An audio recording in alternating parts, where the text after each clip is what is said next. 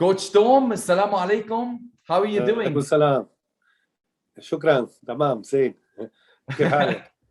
Alhamdulillah, alhamdulillah. You impressed me with your few Arabic words. I'm really happy to talk to you today. This is a really great opportunity for people in the Middle East, in the North Africa region as well, to get to know you more.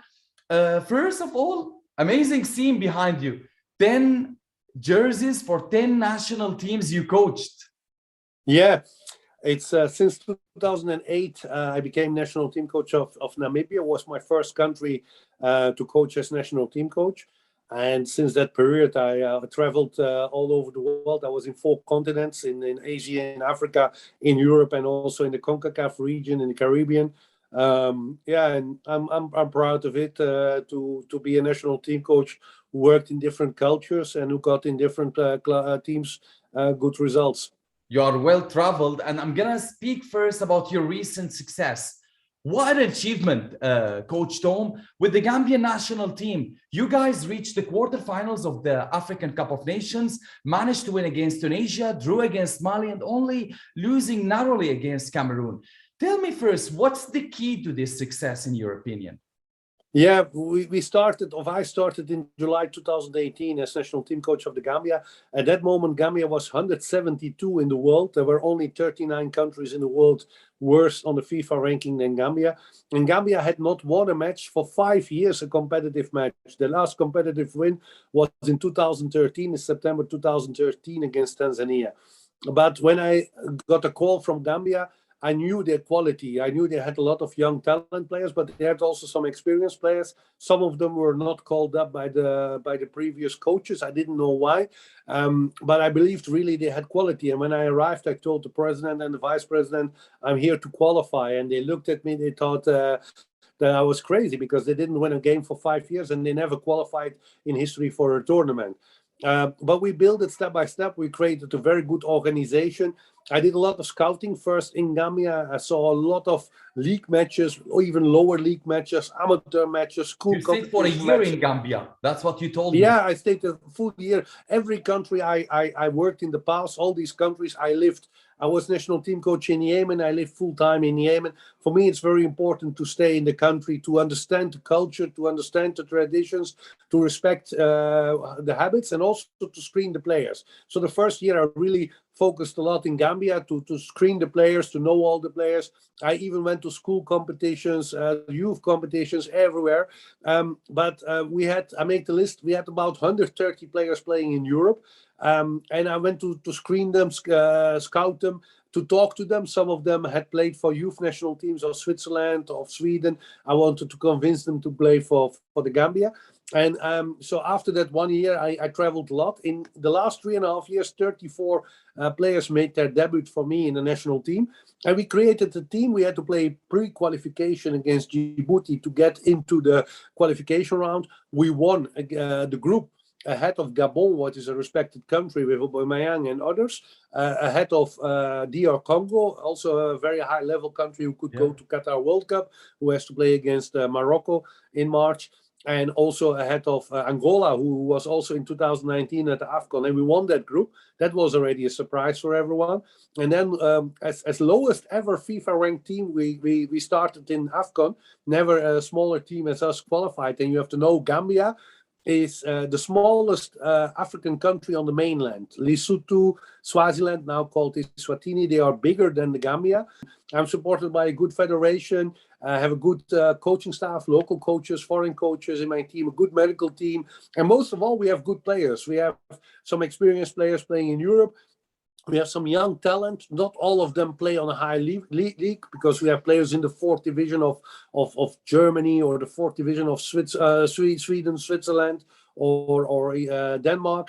But some players like Moussa Barrow from Bologna, Omar Colley from Sampdoria, Ibrima Darbu from AS Roma are more known and are already bigger players. So we had the right mix. And we started the tournament with a victory against Mauritania, a team who performed also at the FIFA Arab Cup in November, December. That was a surprise. They were much better ranked on the ranking than us and played the previous Africa Cup. And that gives us a boost. So my preparation with video analysis, with motivational videos, with pep talk videos. It's very important. And yeah, we drew against Mali, and then the last group stage game, we won surprisingly. We 150 in the world, Tunisia 30 in the world, and we beat them 1-0. We ended with 7 points. No one expected that, and we qualified for the second round, where we meet Guinea-Conakry. We had beaten Guinea in Morocco in a friendly in 2019, so we were convinced that we could do something against them, and we won 1-0. And then in the quarterfinal, Cameroon was too big for us. We had not our best match, I have to say, but Cameroon was also a very strong nation, a powerhouse in African and even in world football, playing at home for a full home crowd. We lost the second half 2-0. But we ended sixth on the Africa Cup, country 150 in the world, ending sixth in the Africa Cup from the 24 competitors, ahead of Algeria, ahead of Tunisia, ahead of Ghana, Nigeria, Ivory Coast, who all ended behind us. So it was a fantastic performance of the team and everyone surrounded. What was the major or the most challenging thing for you to achieve this big thing with the Gambian national team? The mental part. When I arrived in the Gambia, no one believed that it was possible. And I spoke from day on, I'm on a mission, we are on a mission, and our goal is to qualify for Africa Cup. And when we were qualified, I would say our next goal is to become African champion. I knew it was not realistic, but some teams, they go to a big tournament without ambition. They go and they play their matches and they lose or they win, but they don't care. And I would like to put the limit high so that the players have dreams, that the federation has dreams, the staff have dreams, and that we work together. And to the outside world, we always communicated that we were the underdog and that we were the small mouse. But inside the group, we always said we are here to write history. And so the change in mentality was in the beginning the biggest, but the moment the biggest struggle. But the moment we got results, everyone believed in it, and they worked very hard. And it was really a pleasure to work with this group, a team who was very disciplined, a coaching staff, a medical team who worked very hard. And I'm really supported by a federation, president, vice presidents, everyone who really are on one side working together. And it is really a pleasure the last 3.5 years to guide the Gambia to this improvement that we did. You mentioned the group of guys. When I was checking before the interview, I checked the squad of Gambia. Most of your players, if not all, they play in Europe. You guys only gather 2 or 3 days before the matches. How do you manage this situation? Yeah. When my first game against Algeria in September 2018, I think I had 2 or 3 days before the match, and the players didn't know me. I never worked with the players, but I'm a very experienced national team coach. And as a national team coach in all the countries I worked in, I learned to, on a short-term base, where is the priority? What do you want to change? What do you want to explain to the players? Important is that you have the training sessions on the ground. You have to use it optimal. If you want to train some tactics, defensive, offensive, set pieces, the global thing, you have to use the time very good. But you have also meeting sessions. I do make a tactical meeting about the global tactics, and then I cut it down.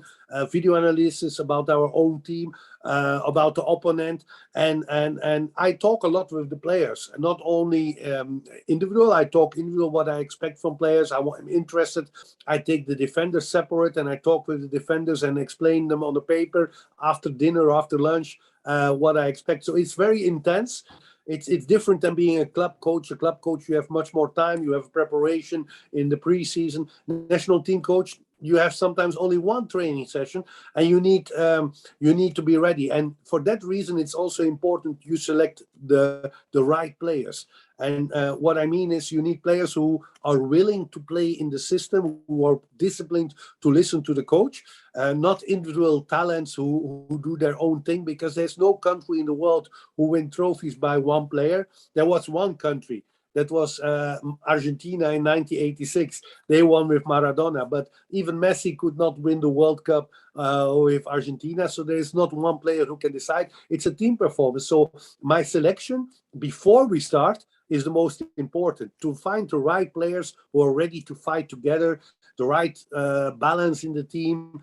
You need always in a team a Gattuso and a Pirlo, people who work, who are disciplined, people who are creative and who can give the passes. And that balance is very important. And if you do that, if the selection is right, you don't need much time to prepare the team for the game.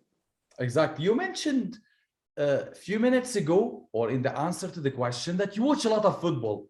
And you definitely follow much football, specifically Asian football. You managed Bangladesh and Yemen before. I heard as well, you know a lot about Syrian football. What do you think of Syrian national team? Yeah, since about 2010 and 2010, my interest for Syrian national team was growing very hard. I worked in 2003, 2004 with Al Ittihad at that time, now Al Gharafa in Qatar. For instance, Jamal Belmadi, the coach of Algeria, was my player in Al Ittihad in Qatar. And in 2010, I signed a contract with Shabab Al Ordon in Jordan. And in the same period, there was some interest from Al Ittihad Aleppo, what at that time was one of the biggest teams in Asian football. They had won the AFC. He was close to sign you to become a coach. Yes. Yeah. Yes. No. If I had not signed the contract with Shabab Al Ordon 2-3 days before, I would have signed with Al Ittihad Aleppo, but I just signed the contract with Shabab Al Ordon, and I wanted to respect my contract with them. But I stayed always in contact, and even in February of 2011, I was invited in Damascus to talk to the federation and the Olympic Committee about the national team coaching job, and I was really impressed. I really loved Damascus. I drove from Amman to Damascus. It was a beautiful landscape, but also Damascus, a fantastic city, modern city, but also with a lot of history and a lot of cultural, beautiful things. What I was really impressed of being in Damascus, and I really fell in love with Damascus that day. I was only one day there, but it was really impressive for me. And from that moment, I followed. And actually, in 2011, Syria played in Qatar, the AFC Cup, and I followed all their matches, and also in the 2019 and also in the FIFA Arab Cup, I followed them all. For many years I had interest. Was a few times in contact also with certain people to become national team coach. It didn't happen, but for me, to come back to what I think about Syrian football, I think that Syria has something unique. There are two countries in the Gulf who have that, or maybe three countries who have that typical thing. That's Iran, which is a big powerhouse in the world of football. Iraq, what for me is also a very good football nation, and Syria. They have the skills and the technical qualities of the Arab players and the Gulf players. But Syrian and Iraqi and Irani players are physically stronger than the majority of the other countries, than Omani players, than Yemeni players, than Saudi players or others. They are physically stronger, and they have more link to the European style, also in the tactical discipline. And that makes the quality. And Iran was on several World Cups. Iraq was in 1986 on the World Cup. And I really believe that Syria had the quality with the team they have currently to compete to go to the Qatar World Cup. So do you think they're underachieving right now, massively underachieving with their situation? To be honest, yes. If you have 2 points in that group, Iraq is also underachieving, but you have Iran. Okay, Iran is a big football country. South Korea is a big country, but South Korea is not as big as it was 10 years ago. South Korea is good, but not that special. And then you have Emirates, but for me, Emirates is a rich country, but not a special quality football country. And Lebanon is at the moment too much points for the quality of Lebanon. So normally Syria must be able to be on number 3 in that group. And compete maybe with South Korea to be number 1. Same for Iraq. Iraq and Syria for me were two teams who could compete to go to the World Cup, because they have a lot of quality players. The local league is back playing on. The teams are very strong. The local league is not strong, Coach Tom. Right now in Syria, it's not great. Not producing so many good talents. Do you not think this is a problem? No, but I think you underestimate the local league. It's about finding talent and the definition of talent. Players sometimes is the right mentality of a player. I used in Gambia players who play fourth division in Sweden who are even not professional players, but when they played in the Africa Cup or when they played against Mahrez against Algeria, we played twice against Algeria the last 3 years. We played twice a draw, and I had amateur players against players like Mahrez, Brahimi, Feghouli, Slimani. I mean, it's about the mentality of a player and not only the skills. You can be a talented player who can go to Serie A, but therefore you are not a better player to play for your country. When you play for your country, it's the highest you can achieve. You can play for 1 million clubs, but you can only play for one country. And you need to find the players who have the heart for the country, who are honored to defend their nation, and with all pride. Don't forget, in 2007, Iraq became surprisingly Asian champion, and Iraq had a lot of political instability, but the team became one and they achieved something unique. And sometimes I think now Syria has that advantage. They have players, okay, maybe the league is not strong as it was 10 years ago. I understand that. But with all respect, the leagues in the Gulf, there are many leagues who are not so strong. There are foreign players who makes it strong. But the local league in Emirates or the local league in Kuwait or in Qatar is not that big difference individual with only Qatari players or only Emirati players. It are foreigners who make the difference. So they are good players, but you have also players playing in the Gulf, in Kuwait, in Bahrain, in Qatar. You have a lot of Syrian players who now play abroad in the Gulf, who get the experience to be a professional and sometimes higher demands. And you have also players who are playing in Europe and United States. This is a very big point. We have a lot of players playing in Europe. The big names are actually choosing to play for Germany. Say, for example, Mahmoud Daoud, the Borussia Dortmund player. We've got so many young, talented players playing maybe for a second division clubs in Sweden or Norway, or let's say Germany. Similar situation to what you had in Gambia, maybe, with the only difference, maybe you had 3 or 4 players playing in very, very high clubs in Serie A or maybe Bundesliga, etc. But how would you convince these players to play? Yeah, first of all, you need to have a plan. I had convinced 3 players the last 3 years, and I talk about Seydi Yanko, former Manchester United player, Saint-Etienne, Young Boys Bern, now Real Valladolid. He played more than 30 matches for Switzerland, under 17, under 19, under 20, under 23. And when I contacted him, he said, "No, I'm not interested. I want to play for Switzerland." But I went to him. I traveled to him. I spoke with him personally. I watched his game. I said, "Hey, take your time." I explained him what the philosophy is. I mean, if Syria has a plan to go to China, Syria played six Asian Cups. In these 6 Asian Cups, they never got past the first round. Only one time they had a positive goal difference. That was in 1980 in the first Asian Cup. And after that, they lose more. They lost Asian Cup 1 draw against Palestine. The Asian Cup before 1 win, but always a negative goal difference, never really aiming to get to the second round. But if you can make a very strong plan to the professional players abroad, where you say from, hey, we have this quality, this is the way we're going to play, and this is the goal. When Syria go to the Asian Cup in China, they must aim minimum second round and probably quarterfinal. There must be at least a possibility to go for that. I think the quality is there compared to other nations. How can you twice lose in the Asian Cup against Jordan with 2-1? I don't rate Jordan as a better football nation than Syria. Jordan has no professionals almost abroad, a few in Saudi Arabia and so, but not many players playing no players in Europe, or almost no player in Europe. So I think that Syria is a better football nation than Palestine, than Jordan, than these nations, and for sure some other teams in the Asian Cup. But what is lacking? Is it the mentality? No, I cannot judge about that because I'm not working with the team. I don't know. I cannot judge about other coaches. I cannot judge about players.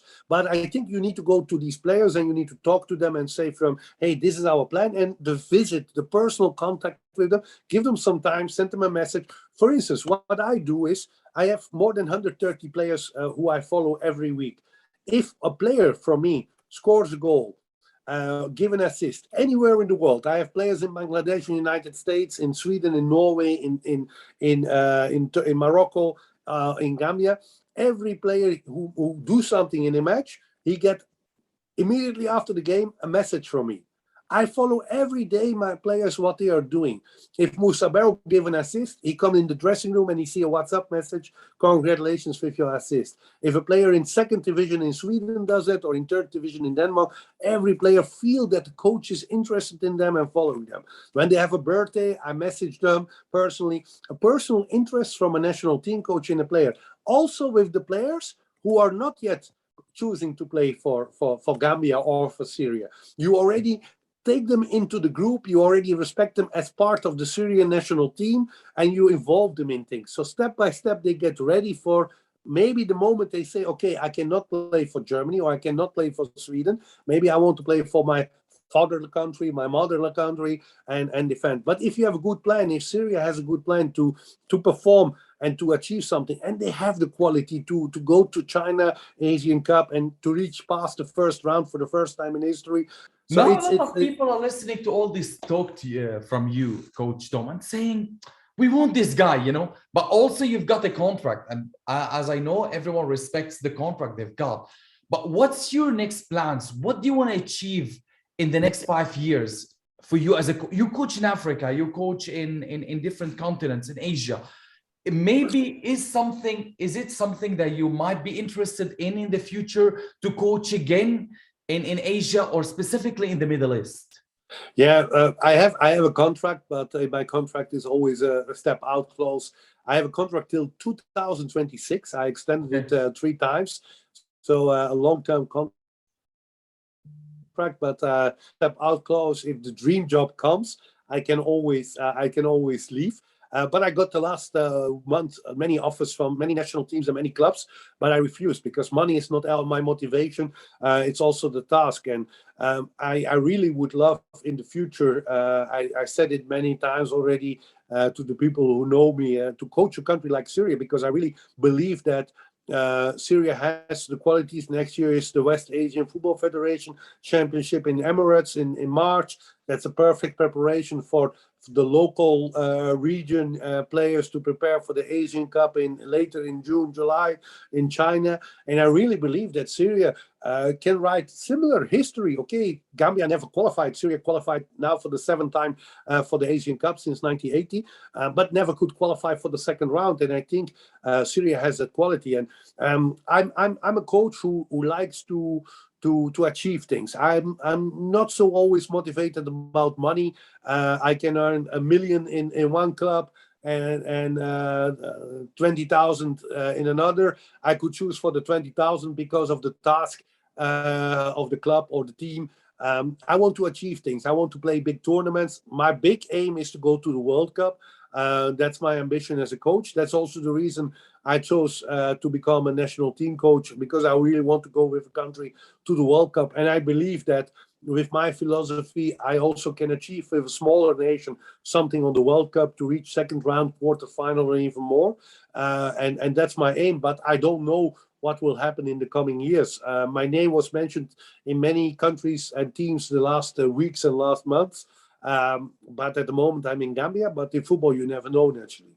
Exactly. I really wish you all the best for your career. You've achieved so many great things, specifically recently in the African Cup of Nations. I want to ask you a final question about the Serie A season. You've been following the Italian football because of the Gambian players as well, and because you love football.